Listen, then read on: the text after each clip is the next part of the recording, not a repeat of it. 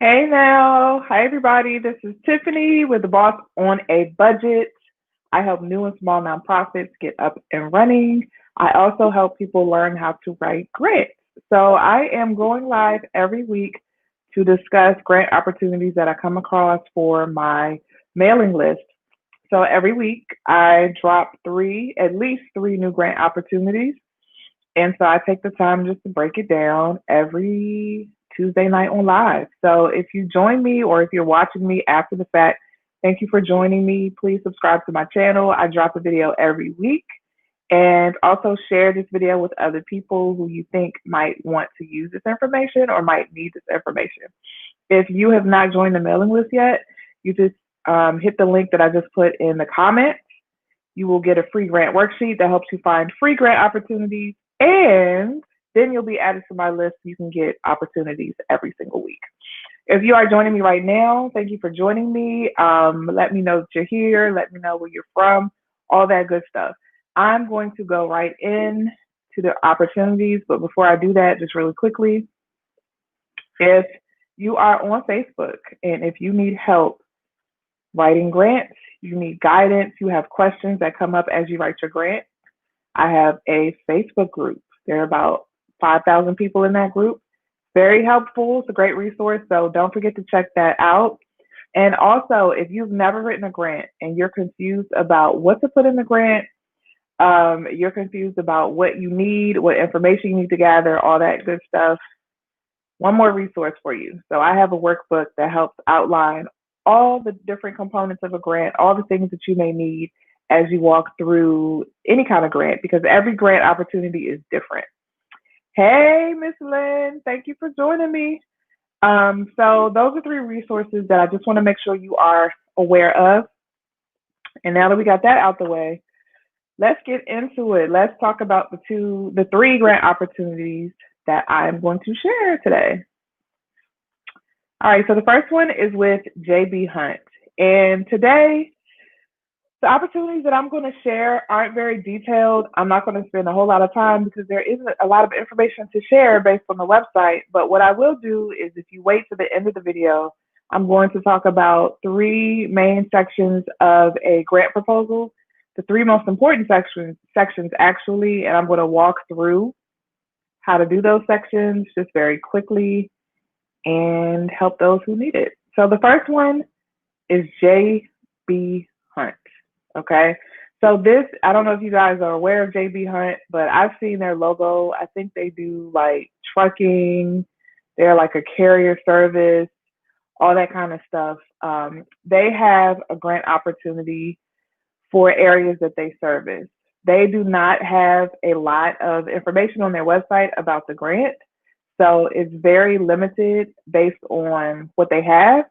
But if you have a JB Hunt in your area that you serve, it's worth trying to figure out how to engage them. It's worth trying to get a grant from them. So I talked about this in the last session that we did. If you're interested in getting more support from corporate donors, I really recommend that you get to them through their employees. So what you do is you find opportunities to get in front of them. So one way is to connect with their HR, and their HR may be putting together workshops or webinars or whatever for their staff just on resources that their staff may need. There may be a unit within like the agency that maybe does like special commemorative months or something like that. Maybe it's prostate cancer awareness month or childhood cancer awareness month. And if your nonprofit is focused on that, then I would highly recommend you get with their HR. You offer to do like a presentation on it, on what you do, and it helps in a couple of different ways. So first, it helps get your name out there, and it helps that their employees know that you exist.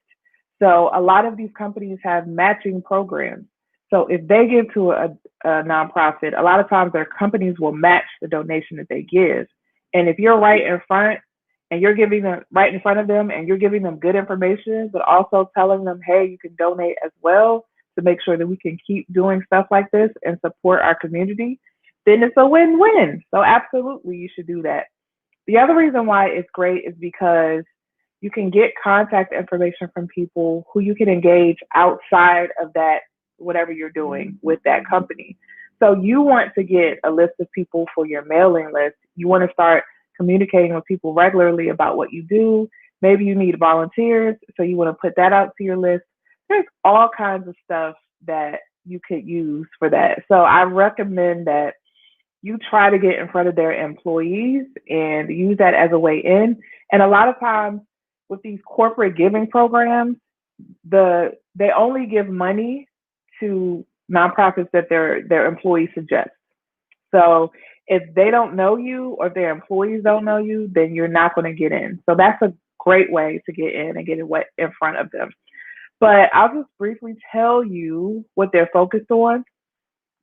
And this is literally all I have. So that's why it's also important to get in with some employees so you can get in there. But it says that they encourage leadership and advancement in the welfare of youth, improvement of health through education and clinical research, protection of animals and environment, and the fostering of respect for all citizens to improve communities through the combined efforts of actions and advocacy programs.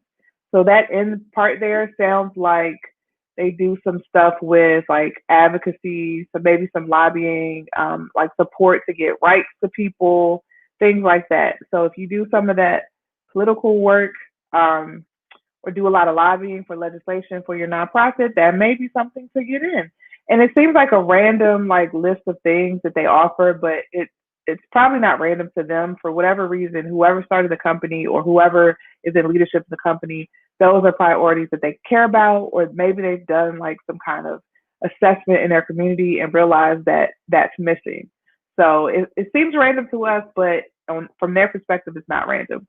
So if you fit any of those categories, youth, improvement of health and education through research, animals and the environment, respect for all citizens, then you should apply for JB Hunt.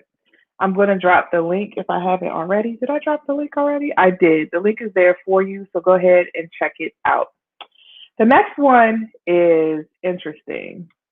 It is the Exelon Corporation. I have never heard of Exelon Corporation, but when I looked at the grant recipients, a lot of them are in my immediate area, actually. And a couple of the organizations I've actually worked with, and I did not realize that they have gotten funding from Exelon because I had never heard of them. But they gave to a lot of organizations in 2019. So if any way that you fit into their giving guidelines, I would take a look at them because it seems like they do a lot of giving.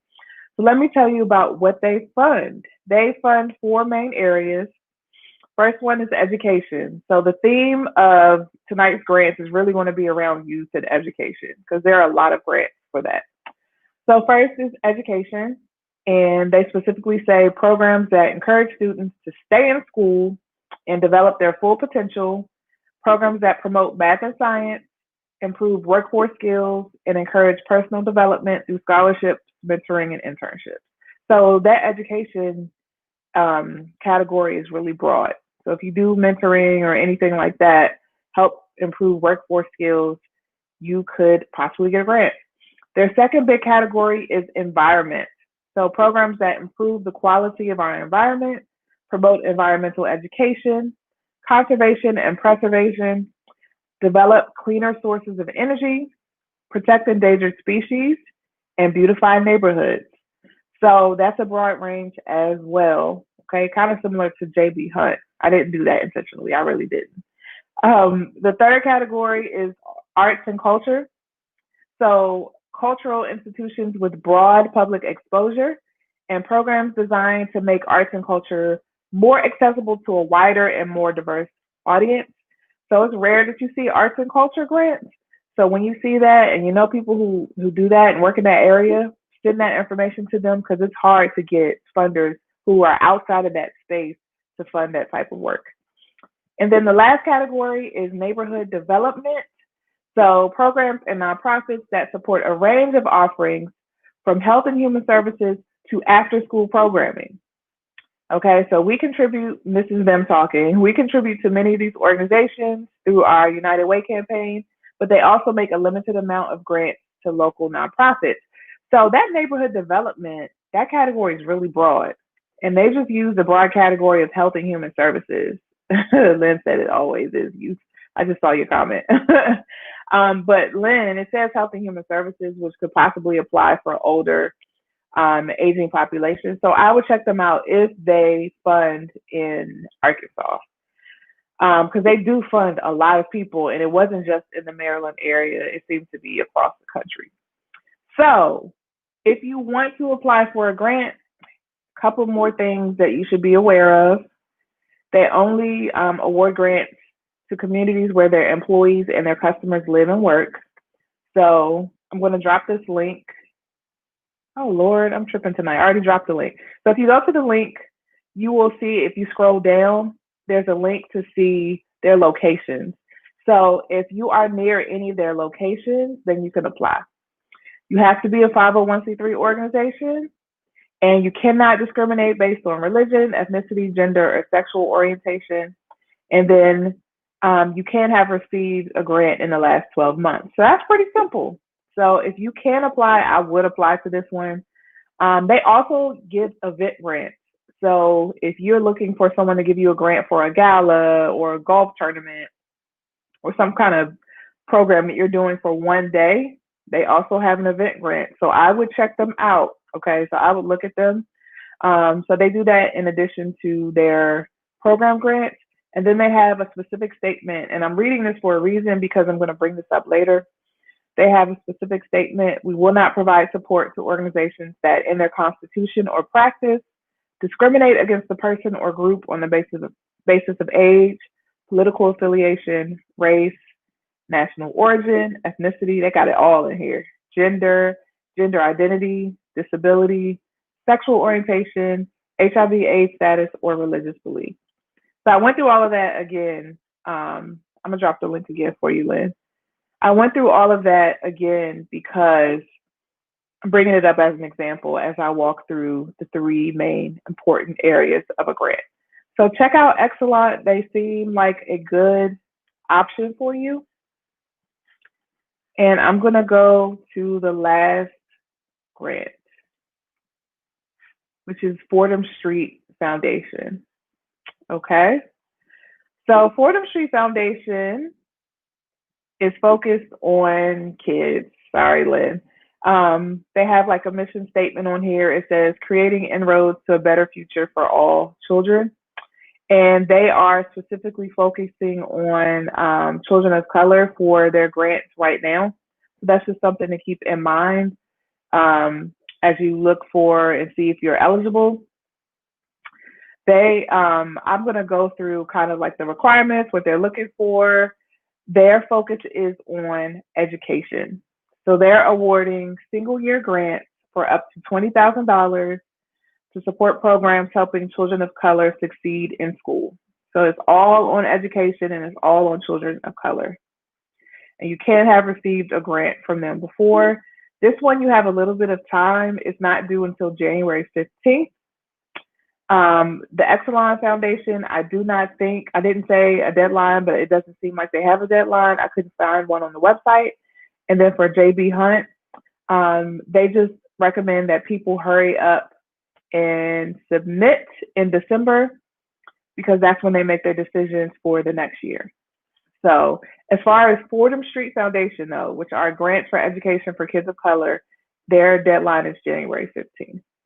And that's the one I'm showing here on the screen for you guys.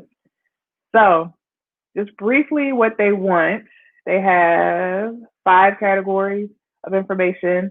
The first section is organization.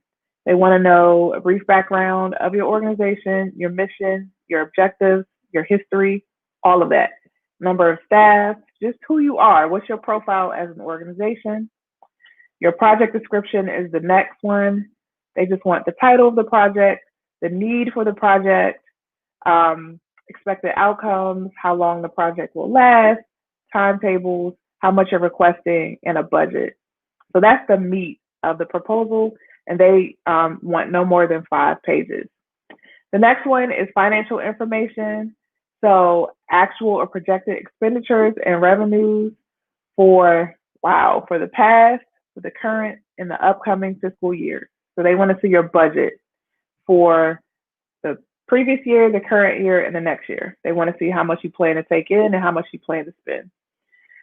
They want to know what your fiscal year is, your most recent financial statements, which would be your profit and loss statement. It could be a balance sheet.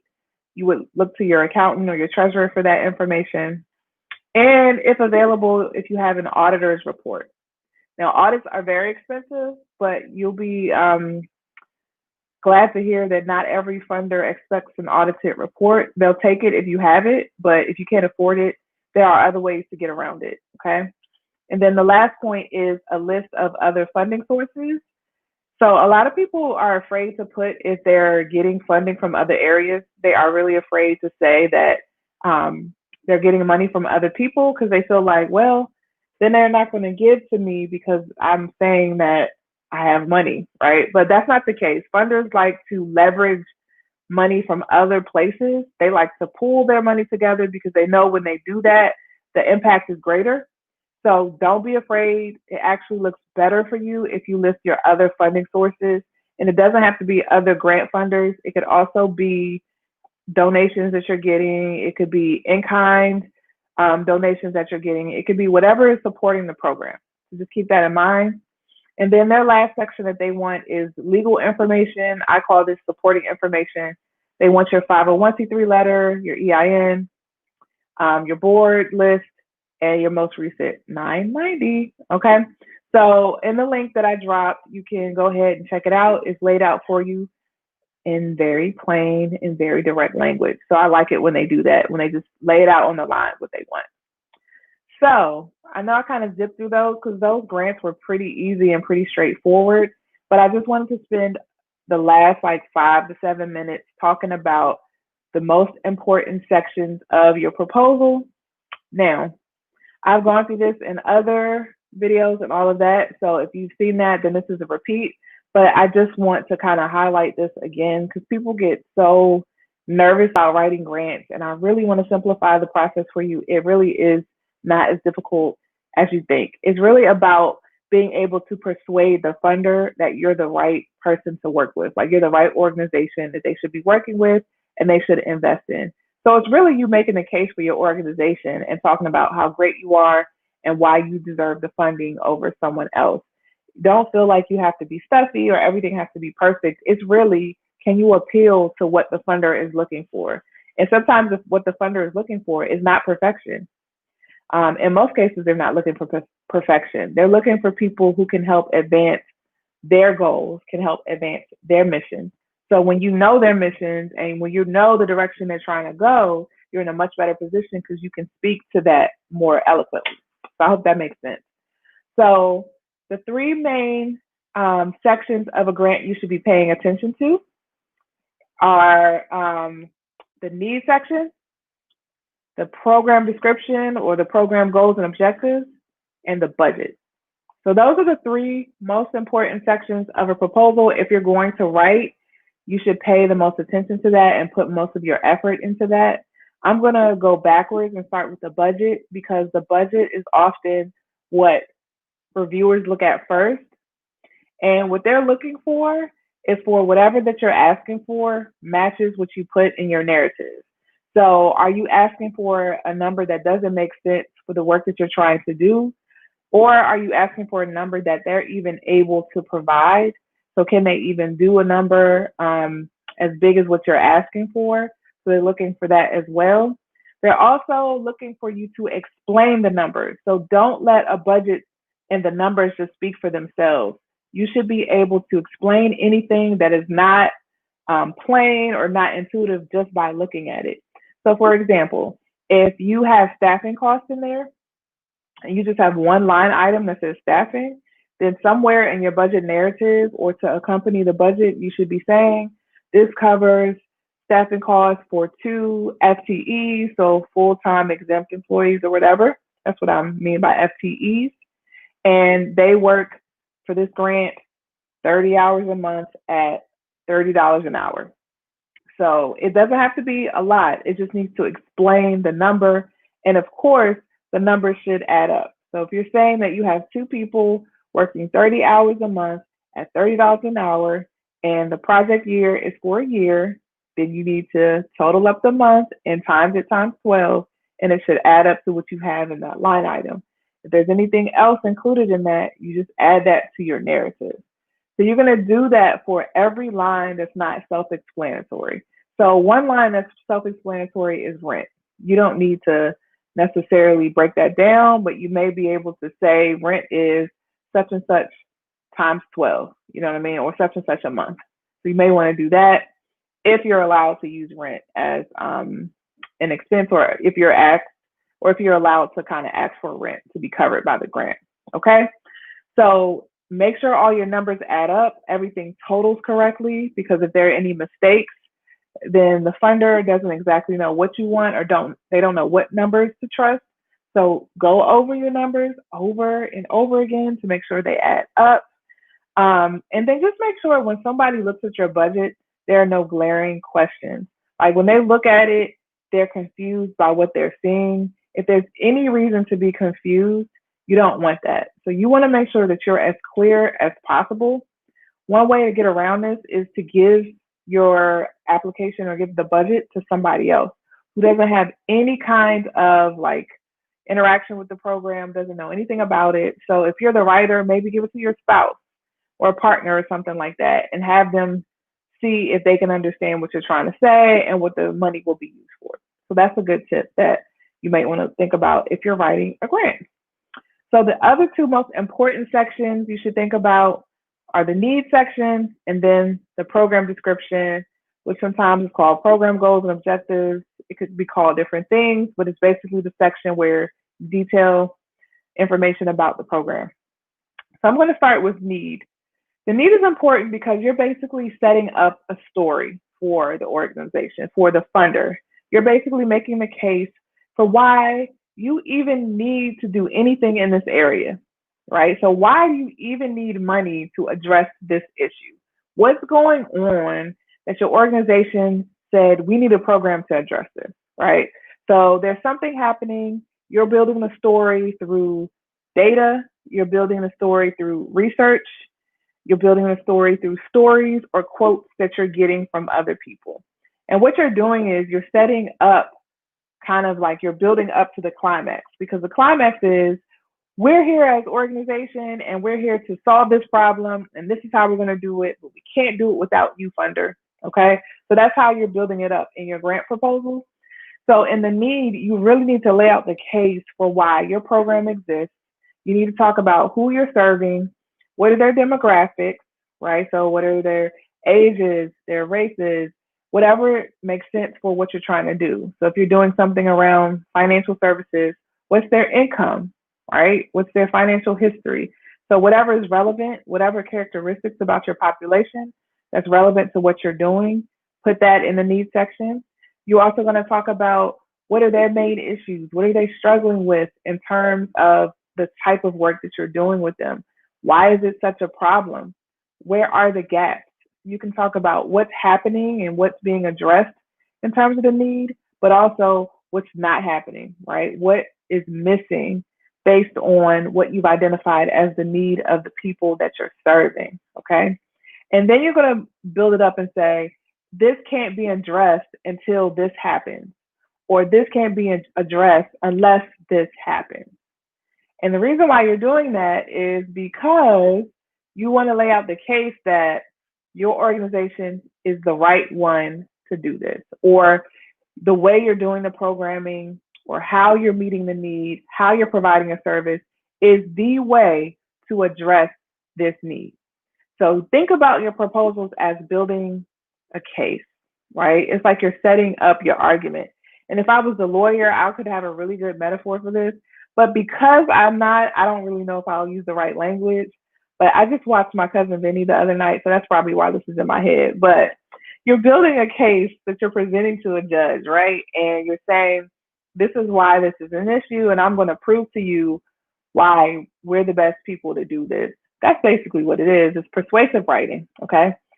So when you get to the next section, so we talked about the need, So when you get to the next section, when it's talking about the program description, you're going to then start talking about who you are as a program, what you do, how you do it. And what you write in that section should directly relate to what you put in the needs section. So you said in your needs section, well, our population struggles with food and being able to access healthy food. Well, you should be saying in your program description, we provide healthy food, we provide 300 meals a month because we've seen that our population can't access grocery stores or they can't access fresh food, which is why we do this way.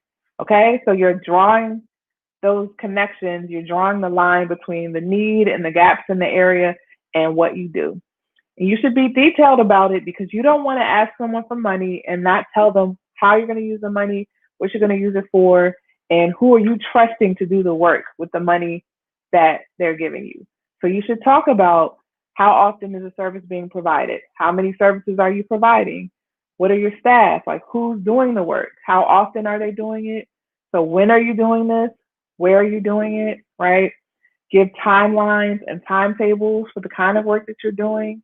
Be as detailed as possible. If you get stuck on this, go back to elementary school, do the who, what, when, where, and why, and ask yourself the answer. What are the answers to those questions in terms of what we're doing? So you can make sure you're covering everything and you're being as comprehensive as possible. Okay, so that's helpful, like a helpful tip for you as you're writing if you feel like you're not writing enough. Just know that ask yourself if someone was asking like or trying to make a decision about whether or not they'll give you money, are you giving enough information for them to make that decision? Okay. So that's your program description, and that's how you build the case to get a funder to pay basically to do the work that you're trying to do. So the three most important sections again are the budget, the needs section, and the program description or program goals. Now, what I will say is whatever you write, make sure it makes sense to the funder as to why they should be funding you. So if they have a certain style or if they have a certain pattern where they like to fund certain things or fund things a certain way, write to that in the proposal. So for example, I just talked about the Exelon Corporation. I just read to you guys a statement that they have around not discriminating against all these groups. They were very specific about not discriminating, and they listed it twice on their website. So that kind of piqued my interest because they repeated it. So I think that as you write your proposal, you should say something about your anti-discrimination policy. You should list something about how you are welcoming or you're inclusive in the type of work that you do. Or if you work with one of those populations that they called out, how you came to work with those populations, why you work with those populations.